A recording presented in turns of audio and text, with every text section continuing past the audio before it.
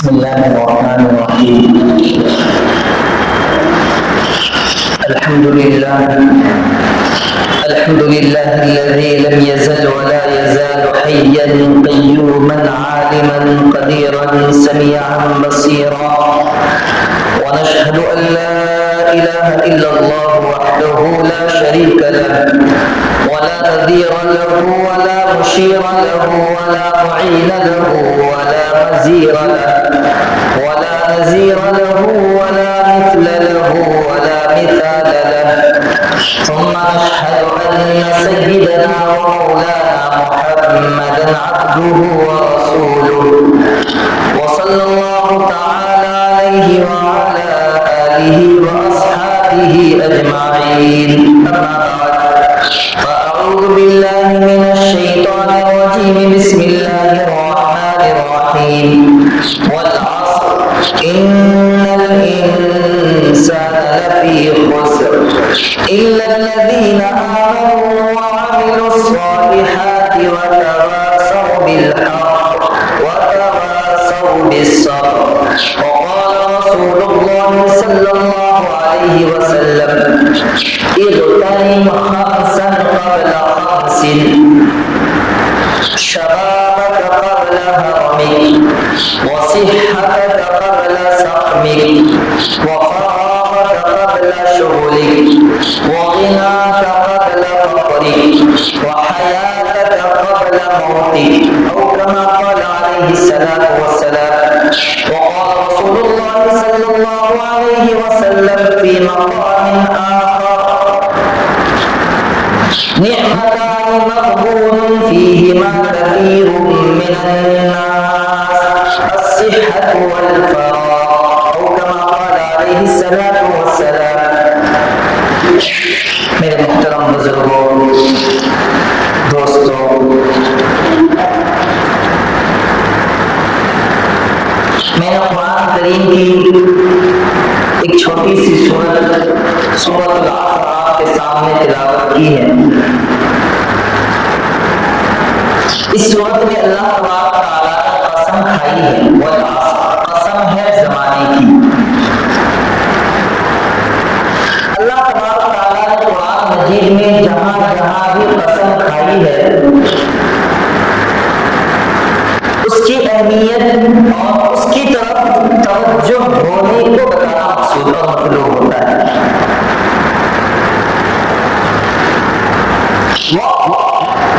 بہت بڑی دین کی بے شمار نعمت ہے۔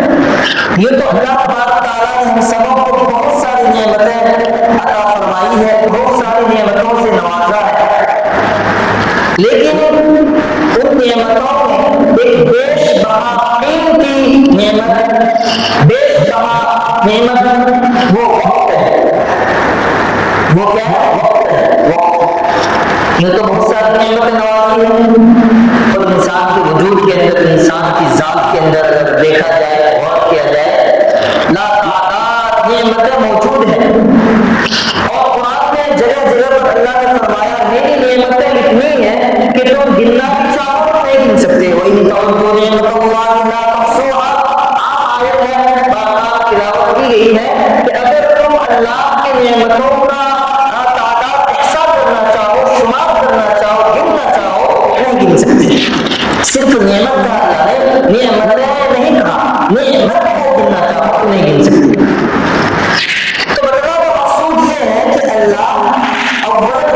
قسم کیوں کھاتے ہیں؟ اللہ کو قسم کھانے کی ضرورت نہیں، پھر بھی اللہ تعالیٰ قسم کھا رہے ہیں۔ قسم کھانے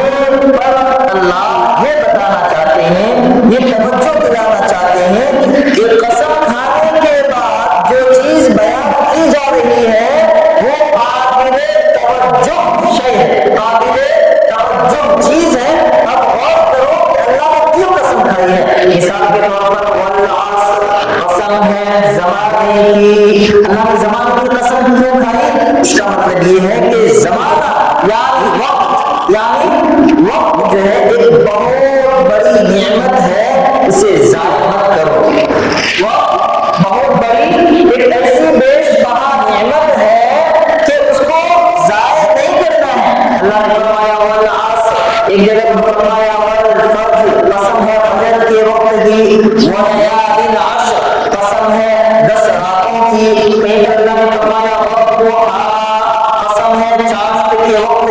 کہیں پر اللہ نے فرمایا واللیل، قسم ہے رات کی، کہیں پر فرمایا والشمس، قسم ہے سورج کی، کہیں پر فرمایا والقمر، قسم ہے چاند کی۔ تو وقت، یہ تمام آیتیں، الفاظ جو آپ کے سامنے تلاوت کی گئی ہے، یہ تمام الفاظ وقت کی اہمیت پر دلالت کرتی ہے کہ وقت کتنی بڑی چیز ہے۔ والعصر ان الانسان لفی خسر۔ میرے دوستو، انسان کو اللہ نے اس دنیا میں بھیجا ہے، انسان میں سب شامل ہے، ہندو، مسلمان، کافر، عیسائی، یہودی، نصارہ،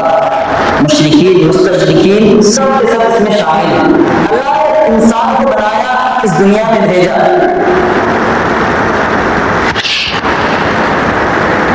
مثال کے طور پر اگر کسی انسان کی پھانسی ہونے کا سزا اور اس کی پھانسی کا آرڈر آ جائے تو کیا وہ انسان بھی خاموش بیٹھے گا؟ اسے پتا چلے کہ مجھے 10 بجے پھانسی ہونے والی ہے، میں نے ہندوستان کے خلاف کوئی ایسا قدم اٹھایا، کسی ایسے انسان کو مار دیا جس کے نتیجے میں مجھے پھانسی کی سزا مل گئی ہے اور کورٹ کی طرف سے آرڈر آ چکا ہے، حکم آ چکا ہے کہ رات کے 10 بجے اسے پھانسی دی جائے گی۔ آپ سوچو ذرا، کیا وہ انسان اطمینان اور سکونیت کے ساتھ بیٹھ سکتا ہے؟ بے چین رہے گا، نظر آئے گا، کیونکہ وقت بہت کم ہے، کے پاس بہت کم وقت ہے۔ اسی طریقے سے اللہ نے ہمیں اس دنیا کے اندر بھیجا، بھیجنے کے بعد رات کا ختم ہو جانا یہ اس بات پر ثبوت ہے کہ آپ کی زندگی کی ایک رات چلی گئی۔ جس طریقے سے اس آدمی کو پھانسی کا سزا سنا دیا جائے جس نے کوئی غلط کام کیا، اس کا ایک ایک لمحہ اس کے لیے کتنی کس قدر ہو سکتی ہے وہی آدمی محسوس کر سکتا ہے۔ اسی طریقے سے ہماری زندگی سے ایک رات اور دن کا نکل جانا، ہفتے کا گزر جانا، مہینے کا چلے جانا، سال کا چلا جانا، کیا یہ ہمارے لیے خوشی کی بات ہے یا پھر ہمیں موت کی فکر کی ضرورت ہے؟ اس مثال سے آپ خود سمجھ گئے ہوں گے۔ تو یہ سال آج تقریباً 29 دسمبر، آج 29 دسمبر ہے اور سال کے بالکل آخری دن ہے۔ تو میں آپ کو جس راستے کی طرف لے جانا چاہتا ہوں وہ یہ ہے کہ خوشی منانا، سال کے ختم ہو جانے پر خوشی منانا کہاں تک ثابت ہے؟ خوشی جب بھی ہم مناتے ہیں اس کے پیچھے کچھ نہ کچھ وجہ ضرور ہونی چاہیے اور ہوتی بھی ہے۔ مثال کے طور پر اسلام میں 2 خوشیاں ہیں، ایک تو یہ ہے عید الفطر جو رمضان کے بعد منائی جاتی ہے، اس کے پیچھے وجہ ضرور ہے، عید الفطر رمضان مبارک کے بعد اس کا صلہ ہمیں دیا جاتا ہے، اور دوسرا عید الاضحیٰ، اس کے پیچھے بھی ہم قربانی کرتے ہیں، ذبح کرتے ہیں۔ تو دونوں کے پیچھے وجہ موجود ہے۔ اس کے علاوہ جتنی خوشیاں دنیا والے مناتے ہیں یا منا رہے ہیں سب بے وجہ ہے، کوئی شریعت میں اس کا اثر موجود نہیں۔ بہت سارے ہمارے نوجوان آج کے ان دنوں میں سال کے ختم ہونے پر ایک دوسرے کی مبارکباد پیش کرتے ہیں، یہاں تک کہ میرے موبائل فون میں بھی اس طرح کی مبارکباد آئی ہے۔ تو میں یہ بتانا چاہتا ہوں، سال کے ختم ہونا، سال کا ختم ہونا ہماری زندگی سے کیا یہ خوشی کی بات ہے یا غم ہونے کا باعث ہے؟ ظاہر سی بات ہے، جب آپ کی زندگی سے ایک سال ختم ہو گیا تو آپ نے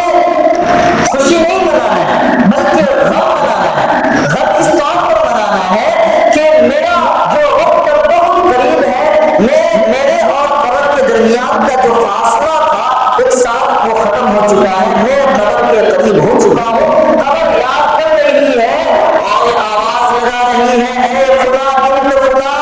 تمہارا وقت بہت قریب ہے، موت تمہیں یاد کر رہی ہے۔ تو اس بنا پر ہمیں غم منانی چاہیے نہ کہ خوشی منانا چاہیے۔ ہر چیز کی وجہ موجود ہے، لیے میرے دوستوں اللہ تبارک تعالیٰ نے جو ہمیں یہ وقت دیا ہے اور اللہ نے قسم کھا کر کہی ہے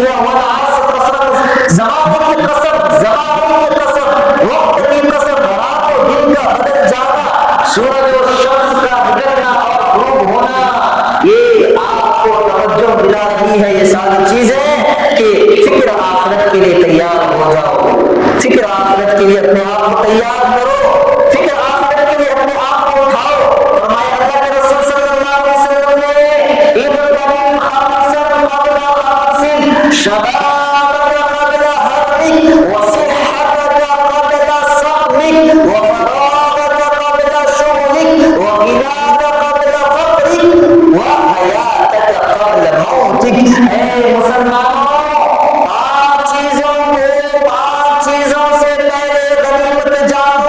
غنیمت سمجھو یہ 5 چیزیں اگر تمہیں عطا ہو جائے تمہیں دے دی جائے تو اپنے آپ کو غنیمت سمجھو نمبر 1 وشبابک قبل حرمک اپنی جوانی کو غنیمت سمجھو بڑھاپے آنے سے پہلے اپنی جوانی کو غنیمت سمجھو غنیمت سمجھنے کا کیا مطلب یعنی آپ کو جو جوانی دی ہے اللہ تبارک تعالیٰ نے اپنی جوانی کا خیال کرو اس جوانی میں کیا کرنا ہے اس جوانی کے اندر آپ کو وہ تمام واجبات فرائض ادا کرنے ہیں جو اللہ تبارک تعالیٰ نے آپ پر نازل کیے ہیں ایک شعر ہے فارسی کا شعر ہے اس میں یہ بتایا گیا ہے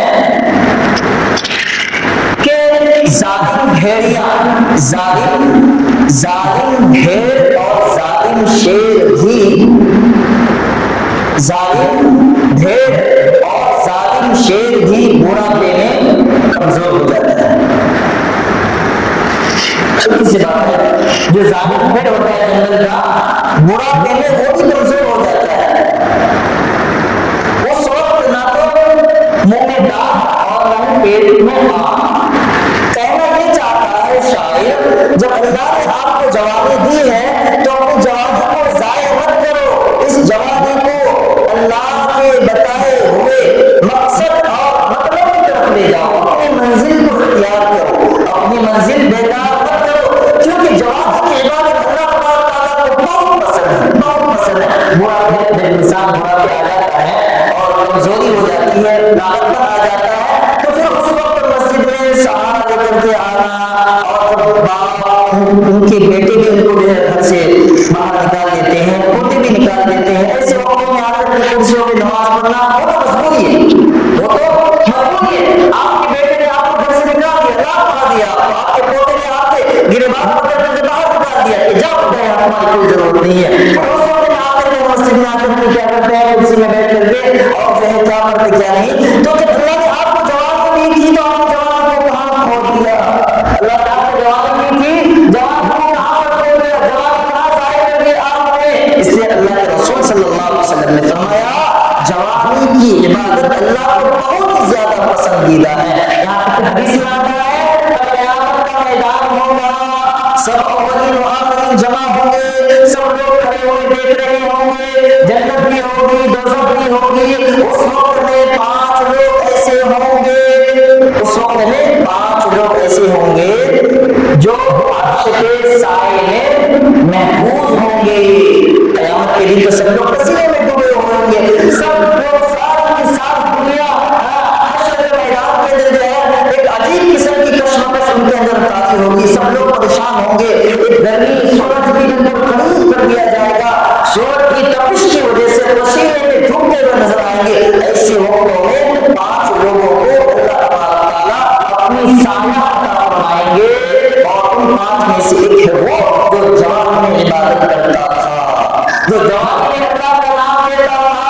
جو جوان کے اندر اپنے فرائضات اور واجبات کو ادا کرتے تھے جو جوان میں اللہ کو راضی کرنے کے لیے مسجدوں میں آیا کرتے تھے جو اپنے آپ کو اپنا مشغلہ ذکر تسبیحات میں بنا لیا تھا ایسے لوگوں کو قیامت کے دن اللہ اپنے ساتھ میں جگہ نصیب فرمائیں گے کتنی بڑی فضیلت کی بات ہے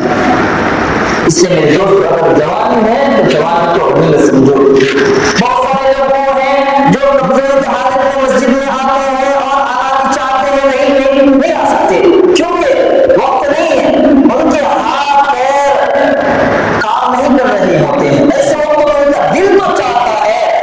مسجد میں جاؤ اور نماز ادا کرو، لیکن اس کی صحت ان کو جو ہے ساتھ نہیں دیتی۔ بہت سارے لوگ ہیں جو بالکل عمر دراز ہونے کے بعد حج کے لیے جاتے ہیں اور وہ سمجھتے ہیں وہاں جا کر کے کہ میں طواف کروں، میں رمی جماعت کروں اور میں 7 چکر لگاؤں، لیکن ایسے وقتوں میں ان کے اولاد ان کو کرسیوں کو اٹھا کر کے لے کر چلتے ہوئے نظر آتے ہیں۔ کیوں؟ اس لیے کہ انہوں نے جوانی کھو دی۔ اگر جوانی میں ہر فرض تھا لیکن نہیں کیا اور عین وقت پہ جا کر کے وہ فرض ادا کر رہے ہیں اور ان کو اولاد کی کرسیوں کو لے کر کے جا رہے ہیں اور وہ دل میں خواہش کرتے ہیں، دل میں سوچتے ہیں کہ میں اپنے پیروں تلے انسان طواف کو پورا کرتا، میں رمی جماعت کرتا، میں سعی الی صفا و مروہ کرتا، میں عرفات کا میدان جاتا، میں میقات کو جاتا، یہ ساری چیزیں کرتا۔ دل تو اس وقت کہتا ہے لیکن صحت ساتھ نہیں دیتی ہے۔ اس لیے میرے دوستوں، جوانی کے بعد کو اہم جانو، اس لیے میرے رسول صلی اللہ علیہ وسلم نے فرمایا شبابک قبل حرمک، بڑھاپے آنے سے پہلے جوانی کو غنیمت سمجھو، غنیمت جانو، وصحتک قبل سقمک۔ دوسرا لفظ حدیث کے ہے کہ اپنی صحت کو غنیمت سمجھو بیماری ہونے سے پہلے۔ آپ کو اللہ نے صحت دی ہے، اللہ نے آپ کو تندرستی دی ہے، اللہ نے آپ کو قوت دی ہے، اللہ تعالیٰ نے بہترین نعمت آپ کو صحت یابی سے مالا مال کر رکھا ہے، تو بیمار ہونے سے پہلے اپنی صحت کو غنیمت جانو، جتنا ہو سکے اپنی صحت میں، اپنی تندرستی میں ایک اللہ کو حاصل کرنے کی فکر کرو، صحت اور تندرستی میں مسجد آنے کی کوشش کرو، قبل یہ کہ تمہارے پاس بیماری آ جائے۔ صبح اپنے وقت میں بندہ اچھا نظر آتا ہے، بستروں سے اچھا اٹھا، ناشتہ نہیں کیا، سب کچھ کر لیا، دوپہر میں سننے میں آتا ہے کہ بیماری ہو گئی، ان کی آنکھیں کام نہیں کر رہی ہے، ان کے ہاتھ کام کرنے بند کر دیے، ان کے پیروں میں تقویٰ مار دیا، ان کی بصارت ختم ہو گئی، سوچنے سمجھنے کے آدھا ختم ہو گیا۔ ایسا ہوتا ہے، آپ نے سنا ہوگا، فوراً بات کر رہے ہوں گے، آپ کے رشتے دار سے کسی کا شام کے وقت میں فون آیا، کافنا جو ہے فلاں کے ساتھ ایسی بیماری لاحق ہو گئی اور اس مرض میں مبتلا ہو گیا، اسپتال میں ان کو داخل کر دیا گیا۔ بہت سنے ہوں گے آپ لوگوں نے۔ تو اللہ نے صحت دی ہے تو اس صحت کو غنیمت سمجھو، غنیمت جانو، قبل یہ کہ بیماری آ جائے۔ آپ پوچھو ان لوگوں سے جو اسپتالوں میں بیمار مبتلا ہے، ان لوگوں سے معلوم کرو جو بیمار پڑے ہوئے ہیں، بستروں میں پڑے ہوئے ہیں، ان لوگوں سے معلوم کرو جو زیر علاج ہے، وہ اللہ اللہ اللہ اللہ کی آواز لگا رہی ہیں اپنے بیمار ہونے کی حالت میں، کیونکہ وہ بیمار ہے اور اللہ نے آپ کو صحت دی ہے۔ تو کیا حرج ہے کہ آپ اپنی اس صحت کو غنیمت نہ سمجھو اور اس صحت میں ہی اللہ کو راضی نہ کر دو۔ یہ اللہ کے رسول صلی اللہ علیہ وسلم نے فرمایا، اے لوگوں اپنی صحت کو غنیمت سمجھو بیمار ہونے سے پہلے۔ اس کے بعد اللہ نے فرمایا